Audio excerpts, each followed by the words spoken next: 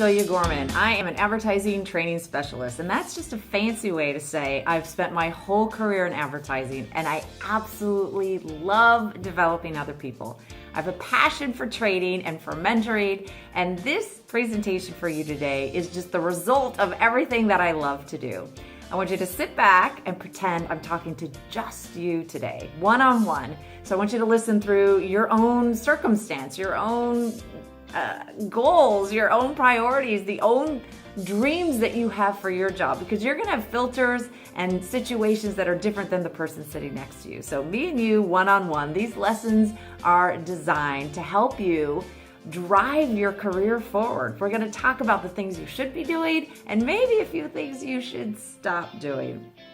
I'm so pleased that you're here today. Enjoy. Okay, let's get Interntastic rolling.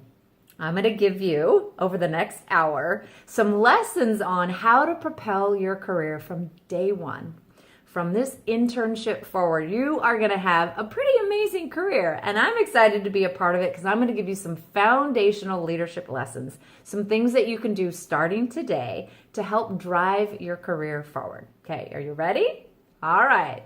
Let me just tell you a little bit more about me so you know that I'm actually qualified to be up here talking to you. I'm a certified John Maxwell speaker, trainer, and coach. And if you haven't heard of John Maxwell, that's okay. Inc. magazine has named him the #1 leadership expert in the world. So the guy knows what he's talking about when it comes to personal and career growth. He's written close to 80 books, and he is someone that I personally get to learn from every single day, and I am authorized and licensed to teach some of his materials. I've spent over 20 years working in advertising. I've worked at agencies that had 12 people. I've worked at one that had 30, one that had 80, one that had 425. So I've run the gamut of agency size as well as brands. I've worked on some pretty cool brands over that course of time. Car and fast food and entertainment, you name it. It's been a fun ride. Most of my career was spent at Y&R in Irvine. And then I had the privilege of working at Oakley out in Foothill Ranch, California, which was a pretty amazing ride. And I headed up creative operations for their global creative team there.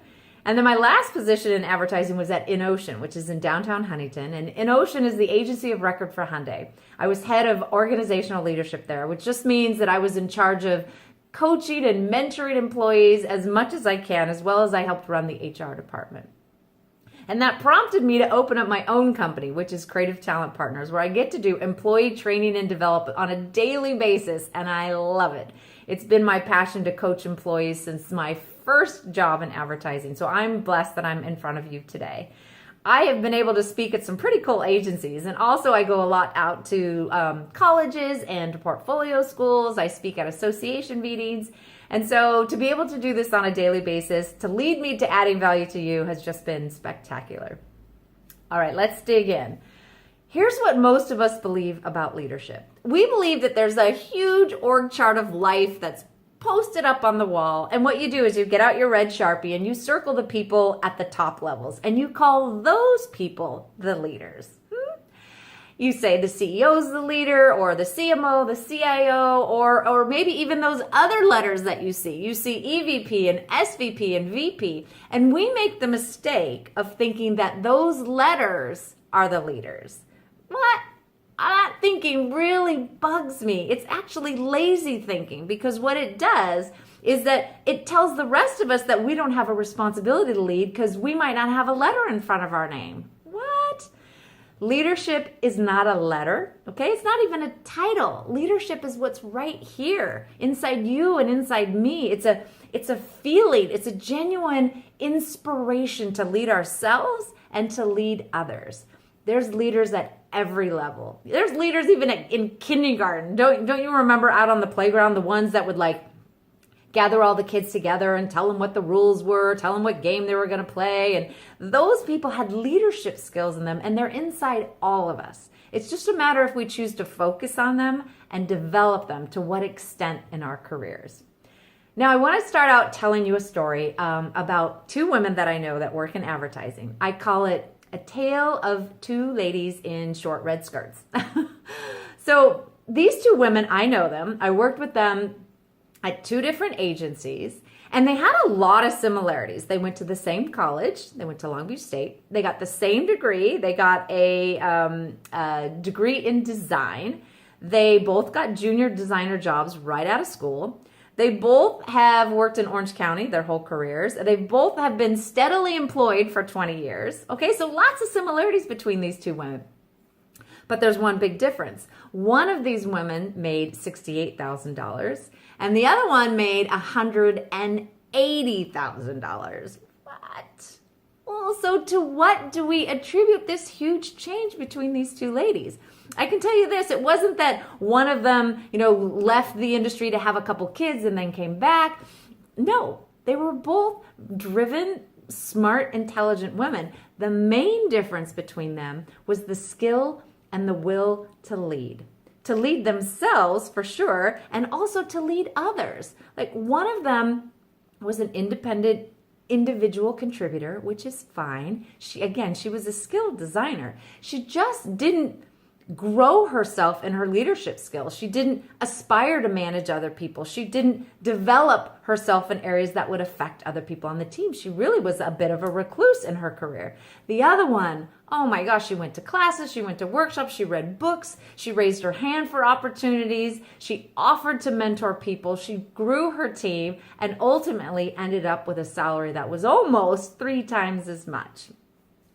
Remember, leadership is not a level, it's not a title, it's the drive that you have inside to grow and to propel your own career. Now, here's how it's going to go down. Interntastic is made up of self-directed career strategies. Okay, what does that mean? Well, it means you own these lessons. There's nobody here at this agency or nobody at this company that's going to do these lessons for you. Nobody's going to take this action on your behalf. You are in the driver's seat. You own these. So that really just means you're the one whose ears should be open. You're the one that should be taking notes. You're the one that should be practicing and applying this. The next thing is these lessons are going to come at you and they're sticky. And they're sticky because they have a story behind them, or they're told in a way that actually makes you remember them.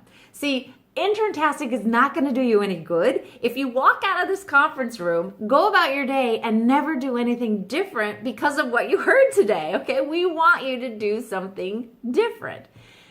Interntastic lessons are immediate, and that means you can go right back to your desk and you can put one of these lessons into play. You can do it right now. You can do it when you get home tonight. You can do it tomorrow. They're actually applicable right now at this stage in your career. And they're also enduring, which means it doesn't matter if you're in week 1 or if you're in year 1 or year 5 or year 10. These leadership lessons pass the test of time. They're enduring. They're going to apply no matter what level you're at and what year in your career you are. What I'm going to do is we're going to count to 4. Okay, so I'm going to make it really easy. I'm going to give you lessons that are either 1, 2, 3, or 4-word digestible nuggets to get you on your way. All right, you guys ready? We're going to kick off with words of 1. Okay, the first word is believe. You need to have a strong and solid and positive and passionate sense of self-belief. Believe in yourself so much that the things you want in your career actually become true. See, your positive self-belief in yourself is actually the foundation that sets how the rest of your career goes. If you're not confident and you're not really sure how things are going to work out for you, that foundation is going to be pretty shaky. Right? So a positive sense of self-belief is something that is able to drive the rest of your career forward. Belief, you've got to believe in yourself. See, when you have a profound sense of self-belief, then that reflects in your confidence. That reflects in your demeanor. That reflects in how your attitude and how you show up at work. I want to talk to you about this movie. It's also a book. It's called The Secret. Have you heard of it? The documentary is a little bit hokey, but if you hang in there and you watch it, you're going to get a lesson on belief. And what The Secret is based on is the law of attraction. And the law of attraction is a universal law. It's like the law of gravity. Nobody doubts the law of gravity, right? If I take this pen and I let go, it's going to drop. It's going to drop every time I let go of it because it's a universal law. I could drop this pen in Orange County. I could drop it in Shanghai. I could drop it at the North Pole. This pen is always going to fall to the table, always, because the law of gravity is a universal law. Well, guess what? The law of attraction is a universal law, okay? So it's equally as true. What the law of attraction says is that when you have a profound sense of self-belief, when you believe positive and powerful and passionate thoughts about yourself, those thoughts actually vibrate at a frequency. And positive thoughts vibrate at a high frequency. Now, like attracts like when it comes to vibration and frequency. They attract towards one another. So when you think positively, things that are also vibrating at that high frequency, good opportunities, positive happenings, great people move towards you. It's inevitable. It's the law of attraction. Remember, it's a universal law. And conversely, if you're constantly thinking negative thoughts and you're a negative Nelly and things are coming out of your mouth and you're gossiping and you're complaining and you're vibrating at a low frequency, then you're going to attract other things at a low frequency. So when you get a flat tire or you lose your phone or you get fired, all of those things all vibrate at a low frequency, okay? So you can't doubt the law of attraction. Remember, it's a universal law. So you starting out your career from day one, having a positive sense of self-belief is going to be a game changer for you. There's no reason to doubt this. And here's what I say to people who do doubt it. Like they say, okay, so if I think really positively that I'm going to win the lottery this weekend, and I just think, oh yeah, $1 million is coming my way, then I'm actually going to buy the winning ticket. Is that how it works?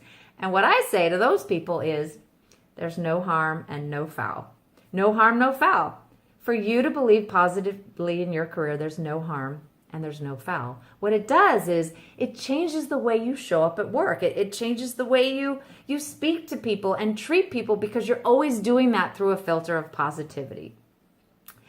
Buddha, who says a lot of pretty amazing things, he said this about belief. All that we are arises with our thoughts. With our thoughts, we make our world. So it's your choice. You can have positive thoughts and drive really positive things happening in your career, or you can choose the opposite. It's up to you. The next lesson is thrive. Also one word lesson. And I love this word thrive. One is just a cool verb. So you could just, you don't get to say it very often. But what I like about the word thrive is when I think of it, I think of something growing and so healthy and so strong, right?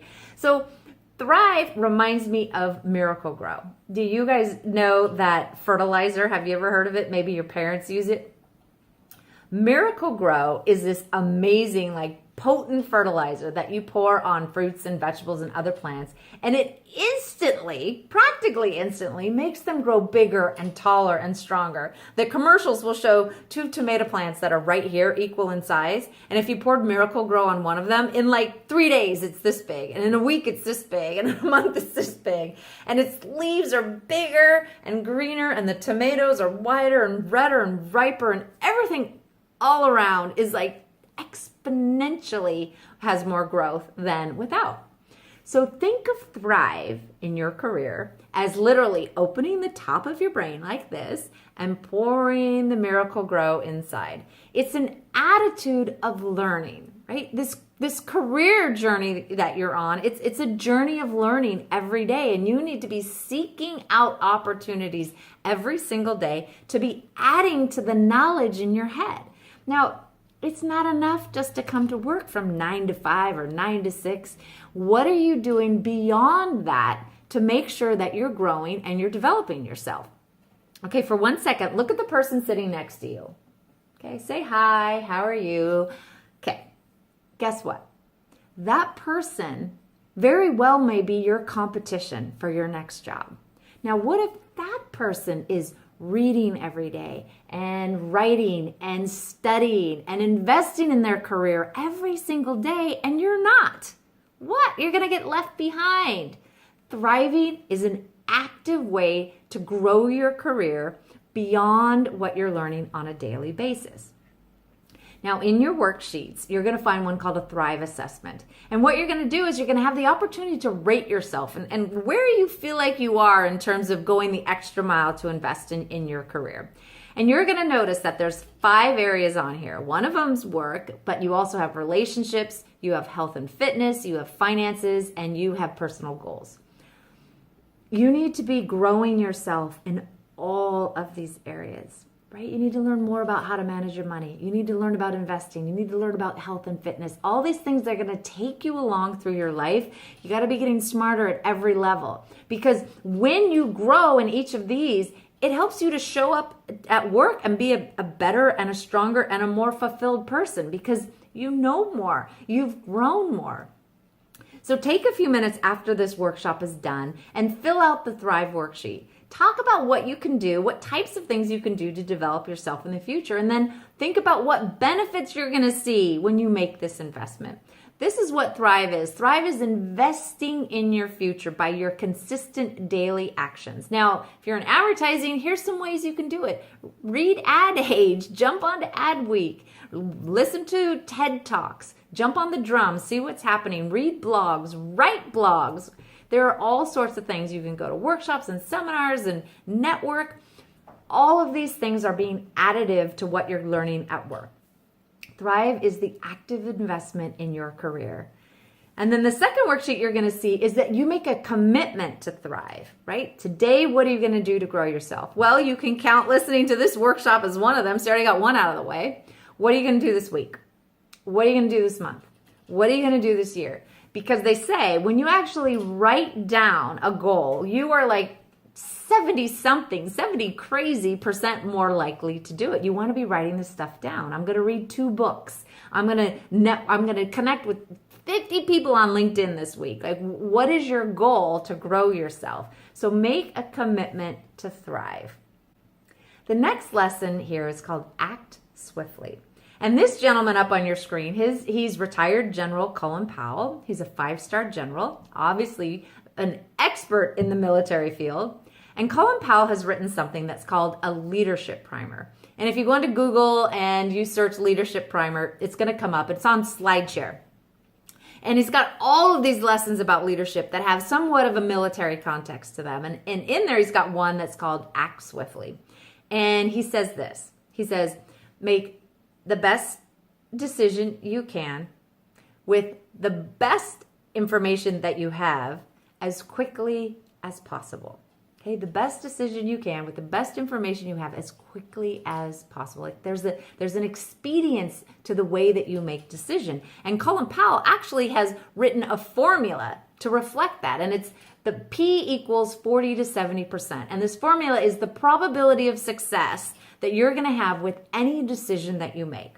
So he says, if P is the probability of success that you're going to have, and then 40 to 70 is the percentage of information that you have to make that decision. Well then, if you've got a challenge in front of you that you have to make a decision on, if you make that decision before you have 40% of the information, maybe you have 10 or 20%, guess what? You've acted too fast and, well, soldiers have probably died. And then he also says if you have a challenge in front of you and you wait and you wait and you wait and you wait and you wait, and you have 80 or 90 or 100% of the information about the situation, guess what? You've waited way too long and soldiers have probably died.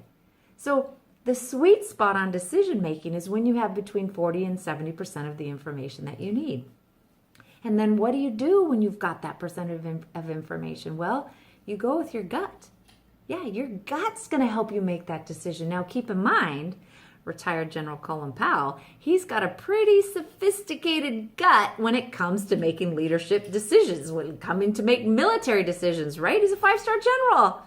So if you want to make better decisions when you go with your gut, you gotta be the Colin Powell of that particular area. You gotta be the expert. You want to make better decisions about media buys. You want to make better print production decisions, better leadership or management decisions, or client interface decisions. You got to get smarter in that area. You got to really be investing in yourself so that you have a honed gut about that particular topic. Then your ability to make decisions in this sweet spot is going to come more readily. It's in the moments of decision or even indecision that your destiny is made. Tony Robbins said that. It's a great quote, right? It's in the moments of decision that your destiny is made. So make sure that either if you're borderline indecisive or decisive, that you're taking in the information that you need to at a certain percentage to enable you to act swiftly. Now I want to tell you a story that illustrates this idea of acting swiftly. If there's an author, his name is Rory Vaden. And Rory Vaden's kind of got a spiel, right? His spiel is take the stairs. He's got a book called Take the Stairs, and he's got a blog called Take the Stairs, and his Twitter is called Take the Stairs. And here's what he says. He says, when you go to an airport or a shopping mall and there's an escalator, and right next to it is a set of stairs. And he asks, what do most people do when they come upon the escalator and the stairs? He says, well, most people take the escalator because we're human. We're lazy, right? We just get on the escalator and go. Well, what Rory Vaden charges you to do, he says, don't be like everybody else. Don't be like all those lazy bums. Take the stairs. Physically take the stairs. Do the thing that other people are unwilling to do. And as a result of that, like, external metaphor of taking the stairs, ultimately that'll transfer over into other areas of your life. And you'll start doing the things that other people aren't willing to do. You'll start getting up at 5 a.m. to do a workout. You'll start staying an extra hour at work to get some work done, right? You'll start doing some things that other people are unwilling to do. And as a result, you're going to see success, unlike other people are able to see. Now, the story about the buffalo. Why is there a big buffalo on the screen? Great for Rory Vaden, but why is there a buffalo here? Let me tell you. In his book, Take the Stairs, Rory Vaden tells a story about buffalo. And it goes like this. He says, out on the plains of Oklahoma, there's a herd of cattle. And the cattle are hanging out and they're grazing and they're doing what cattle do out on plains. And they notice that a storm is coming. So they all kind of raise their heads and they look to the horizon and yeah, there's a storm coming. So they gather closer together and then the herd of cows turns and it starts to move away from the storm. Okay, so the cows have gone like this and they're moving away. Well, the storm is over here and the storm is coming. And at some point the storm overtakes the cattle and they kind of travel along together for a while. So in their effort to get away from the storm, the cows actually hang out with it for quite a long time. Now, also out on the plains of Oklahoma is a herd of buffalo. And the buffalo are doing what buffaloes do, and they're grazing and they're hanging out, and they too sense that a storm is coming. So they raise their heads and they say, yeah, here it comes, and they gather closer together, and they, as a herd, turn and they head into the storm. So the buffalo are going this way and the storm is coming this way. And yeah, at some point the storm overtakes them and they travel along together, but they pass out of it pretty quickly.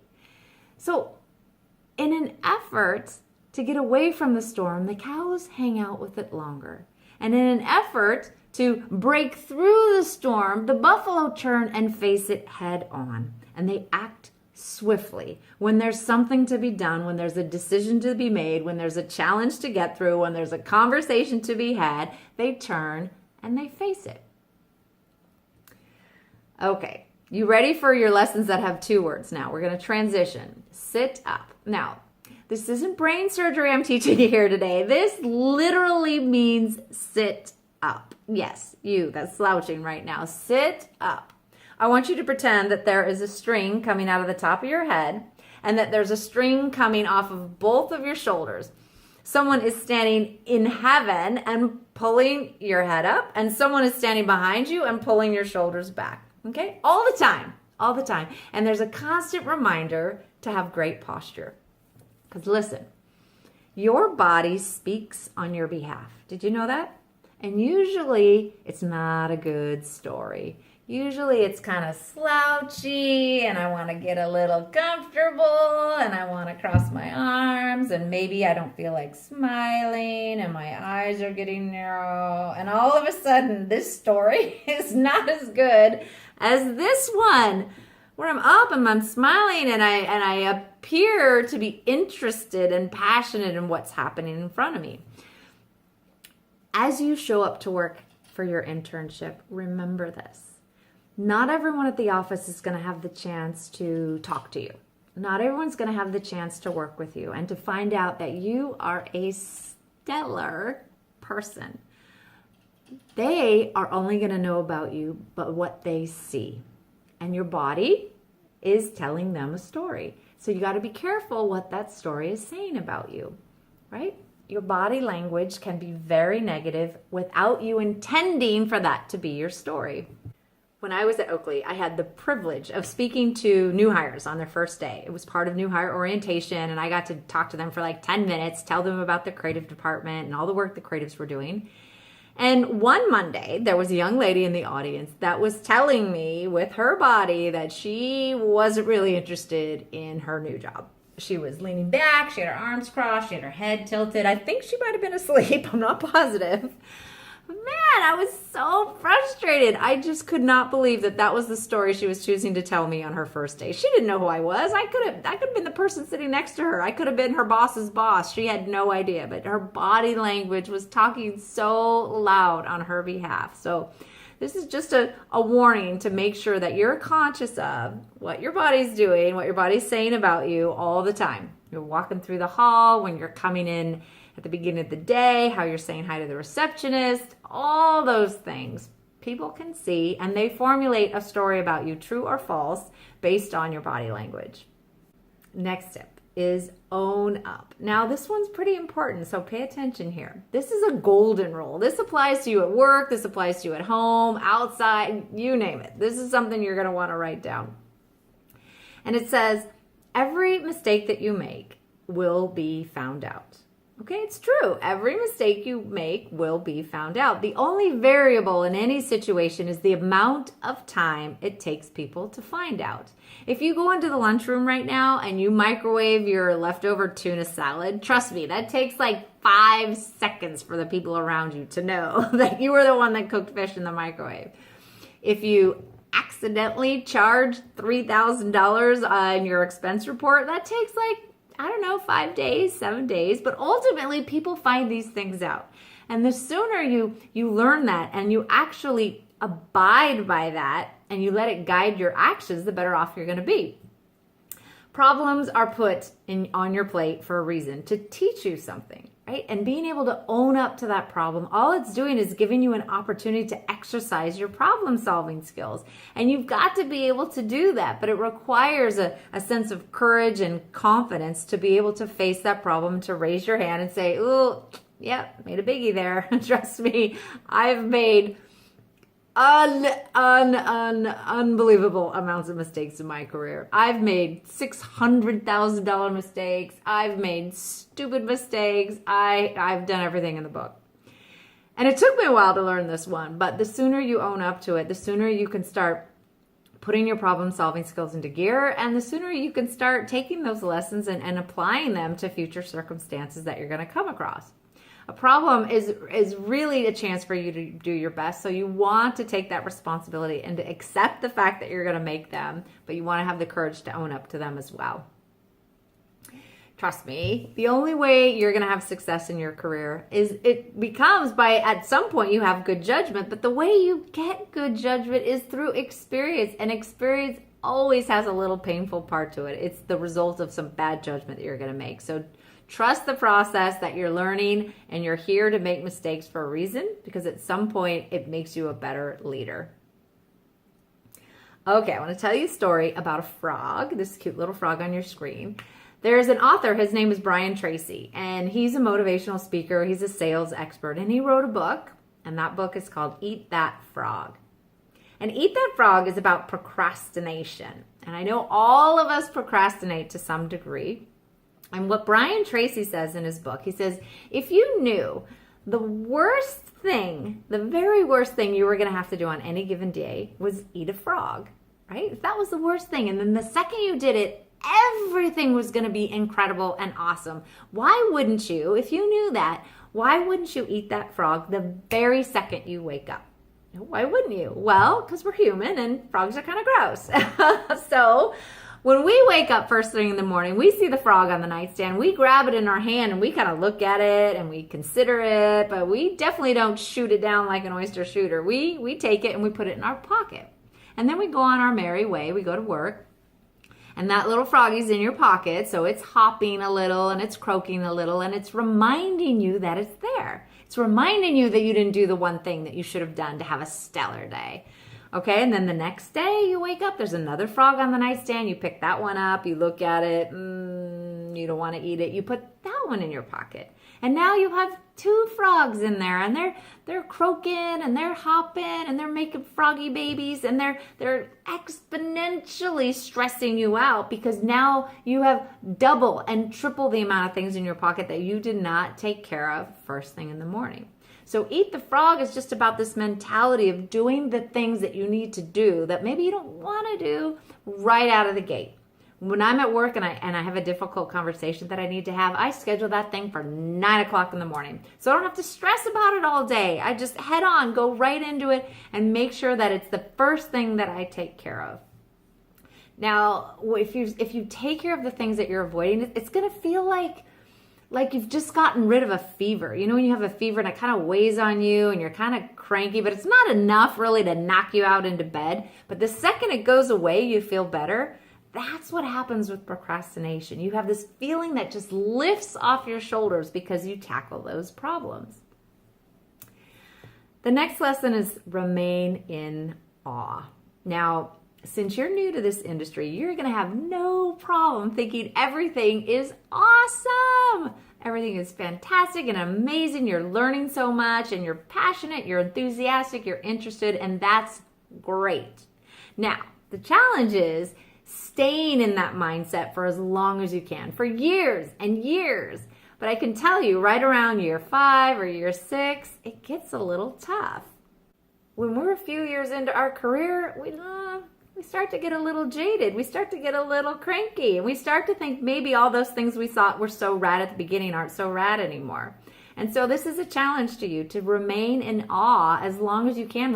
Remember what it felt like to land this internship. Remember what it felt like to get like somebody praising you or appreciating you for the first time or saying you did a great job. And this great feeling you're going to get when you land your first job and your first promotion, and all of these things that are going to come your way that are going to pump you up. You got to try and keep those fresh and keep those top of mind so that you don't get disengaged and you don't get discouraged. And that's pretty tough to do.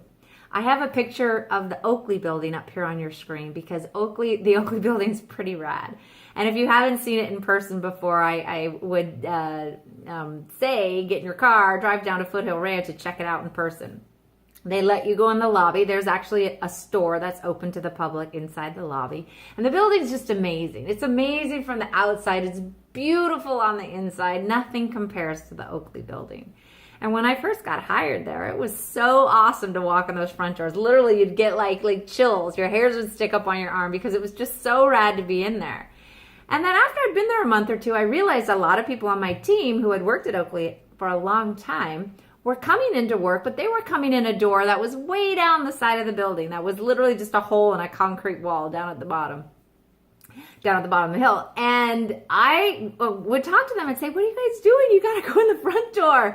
Front door feels great. It's just beautiful. It's awesome. It reminds you how awesome it was to land a job here. So I challenge people, go in the front door. Feel the feeling every day. So that, my friends, is going to be a challenge to you. Remember how awesome it is to work in this industry. One of the key ways that you can do that is to make sure you're participating in everything the agency has to offer. So this picture is one of my all-time favorite pictures of my entire career. So Oakley had a slip and slide day one summer, and they announced that they were going to bulldoze a slip and slide run down the hill, I don't know, 50 feet or 100 feet from where the entrance was down to the street. It was unbelievable. They literally bulldozed it. They put down carpet padding and hay bales. They covered it in plastic. They poured soap, and then they turned on a fire hose. So unbelievable amount of fun. And when we were out there doing the slip and slide, there were so many people that were standing on the sidelines that did not participate in the slip and slide. They're all in their clothes. Of course, they had their phones out and they're filming everyone. And I came down my first run, and you could see how happy I am. It was crazy fun. And there were people that were just totally fine staying on the sidelines. They did not want to participate. And I kept saying, oh my God, this is so much fun. You have to go down. You have to go down. And nope, hundreds and hundreds of people just stayed on the sidelines. When your company offers something super fun and super engaging, do your best to participate. There's things like happy hours and the Halloween where some people dress up, but then some people don't. And the sooner that you start opting out of things, you're basically saying like, nah, I'm too cool. I don't need your fun. And you're kind of lowering your ability to be, I don't know, enthusiastic about what you do. Participating matters. When your company has like a salsa baking contest or like a volleyball tournament, raise your hand, sign up for it, participate. You're going to get so much more out of your work if you go the extra mile and you actually join in on the fun. Somebody is planning this, somebody is preparing this, somebody's investing money in all of these activities. So your job is to make sure you're participating, make sure you're staying engaged and enthusiastic. All right, next lesson. God bless the jerk. Okay, the jerk is the PG version of it. God bless the jerk. Listen, there's going to be a lot of jerks in your career, a lot of difficult people, a lot of difficult circumstances that are going to come in your line of fire. And the jerks are here in your career for a reason. So I want you to bless them. I want you to say, thank you. Thank you for bringing me this super jerky person. Because they're teaching you something. They're teaching you things you would have no other way to learn. You're learning tact and patience and grace and diplomacy and self-control, hopefully self-control, problem solving, all these great skills that you would have no other way to learn if you didn't have a jerk on staff with you. Honestly, you will definitely have somebody where they're the oil and you're the water. Somebody that's going to really piss you off, someone that you absolutely don't like. And your job is to try and find a way to work with them. Your job is to try to figure out the puzzle. How can you still have a productive work relationship with someone that maybe you don't like that much, or maybe is a little mean to you, right? You're going to learn so much by these difficult people. And then difficult situations, like at some point you might have to fire someone. At some point you might need to lay somebody off. And these are situations that I wish on you, because if you want to grow into a manager and an executive someday, you got to know how to deal with these things. And they're tough. And the first time you do it, you're going to be horrible, but you got to do it again. So you have a little practice, and then you do it again. You have a little more practice. And at some point you kind of get the work done. Okay. So the next time somebody crosses your path and they're not very nice or they piss you off, just be thankful that they're there and try to find the lesson in why they're in front of you. Treat them like an experiment in a petri dish. You know, when you've got a specimen in a petri dish, you're able to kind of hold it out here and just look at it and go, isn't that interesting? That person being a jerk. Isn't that interesting they talk to people that way? And when you're objective and you hold them out here to just look at, it allows you to kind of have a different perspective. You're not so emotional and you're not so personally tied to it, because you're just observing and you're saying, isn't that interesting? And then you can find a way to strategize how to work with them. Okay, so God bless the jerk. These difficult people and these difficult situations, they're here for a reason.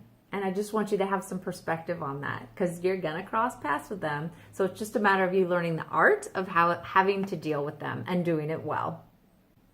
Okay, last lesson in Interntastic. Craft your legacy daily. Okay, what does this mean? Well, every person that you meet at work has some kind of interaction with you, right? You do some work with them, you write some emails, maybe you have some calls with them, maybe you cross paths with them for a week or a year or 5 years.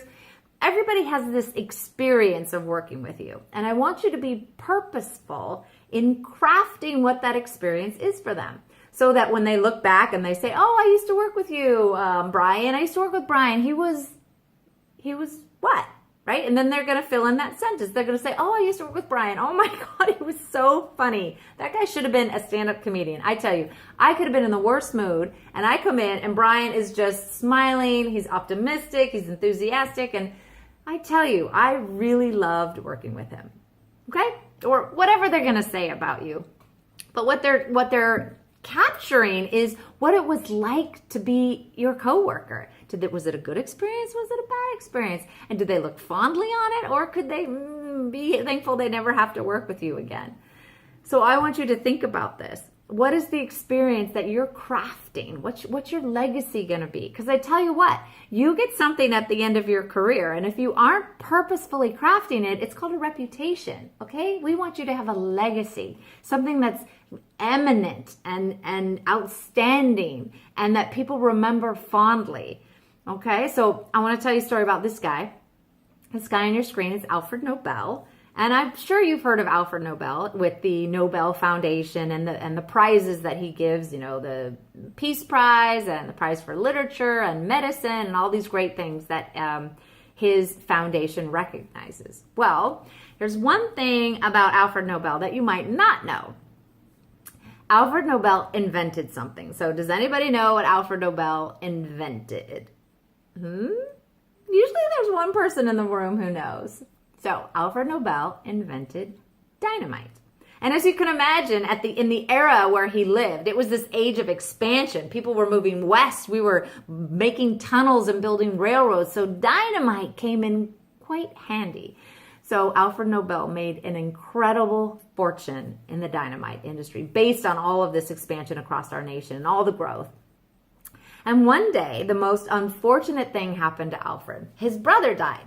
Okay, so his brother died, and the newspaper accidentally ran Alfred's obituary instead of his brother's. I mean, think about that, right? You wake up the next day, and there's your obituary right there, and you get to read it. And he read it, and he didn't like it. He didn't like that his legacy was built on death and destruction and dynamite. And so he took his huge fortune and he created the Nobel Foundation, where he awarded prizes for people who were making the world better in medicine, in literature, in science, in peace. And so his legacy became about recognizing greatness instead of blowing things up and potentially killing people. So if you don't like what your legacy is right now, you can work to change it. And how do you do that? Well, you do that by purposefully crafting, being intentional with the micro actions that you do every day, the emails that you write, the hellos that you say, the smiles that you give, the help that you offer, the passion that you exude, the enthusiasm that you show, all of these things, these little micro things that make up the person that you are at work. And if maybe you're not being the best you can be in all those little things, start to change it. Make a difference. Do something different today. Make it matter that you interned at that place. Make it matter. When people look back and they say, oh my God, we had this intern. Oh my God, this intern Jill. Oh, she was so awesome. And they tell this beautiful story about working with you. What are they going to say? Right? So think about that in these weeks that you have left here in your internship. What's the legacy that you're going to leave behind as your internship at this company? Why is it going to matter that you interned here? Think about that every day that you come into work, and every day that you're in a meeting, every day that you're meeting someone new. What's the impression and the feeling that you're giving them because they had the opportunity to spend some time with you?